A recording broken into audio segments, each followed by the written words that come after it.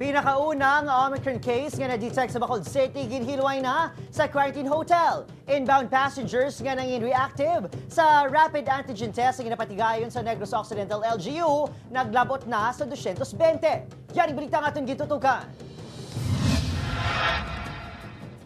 Una naging pahayag sa Emergency Operations Center nga magalawig sa 14 diyas ang isolation period ng OFW nga nagbisita sa Bacolod City kag na-detect nga positibo gali sa Omicron variant sa nagiligid semana. Habang sa ulihi, ginbawi sa Emergency Operations Center ang inapahayag santo sa pagsulundan sa DOH para sa mga natapikan sang variants of concern. Sang January 8, ginpahanugutan na ini nga magwa sa hotel upo ng asawa. 5 adlaw matapos iniliwat nagpositibo sa COVID-19. Patag sa EOC, naka-recover na sa Omicron variant ang OFW butang, yung ipahanugutan nga makagwa sa quarantine hotel kag nakapadulong sa Bacolod City sa December 31. May mga parameters na nga consider, no?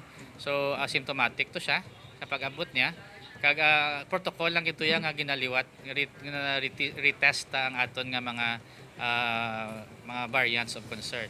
Temporaryo nga nagapuyo mag-asawa sa ilang ginarentahan nga boarding house sa Barangay Singkang Airport. Wala man sila nakitaan sang simptomas samtang yara sa quarantine hotel. Samtang, padayon ni nagsaka ang numero sa mga natapikan sang COVID-19 sa Bacolod City. Sa datos ng EOC, nagsaka sa 400% ang gintaas ang recorded case sa syudad.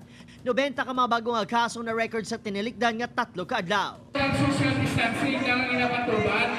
Ito man ka kay health protocol ka kaliw ka. Apisar sini sa mismo vaccination center sa ibabaw sang Libertad Annex Building. Pigado ang pagpatuman sang social distancing. Ang mga mapatublok nagaginual kag nagaililikit. Ang mga tao hindi kin mapunggan. Grabe nga dusukan na isang last week. Perti sa among di katawhay. Wala gid nagapabaksin. Tungod nga ang taytong wala ang mga sikando sa ari dita nat. Ito ngo chair wala man sila ga sa protokola mon. Ako lang magpamati kami sila ng ginatag na mga instruction. Kami japo ng perde sa ila. Ito, taga mo sa instruction, kami madyapo ng ginakigan nila. Sunod sa vaccine, kausa sang pagdinagsa sang taong temporaryo nga pag-untat sang isa ka vaccination site sa syudad Subong Adlaw.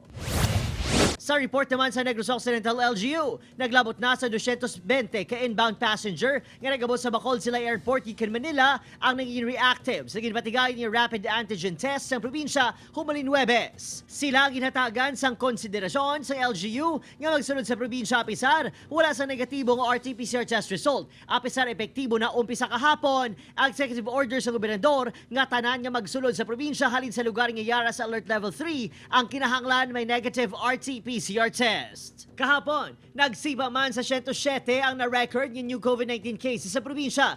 Bangod sa restrictions ang biyahe, ginpakamaayos ang fast crafts nga hindi anay magbiyahe, umpisa sa buong adlaw. O Pagkarino Casilio, Adrian Priatos, 1 Western Visayas.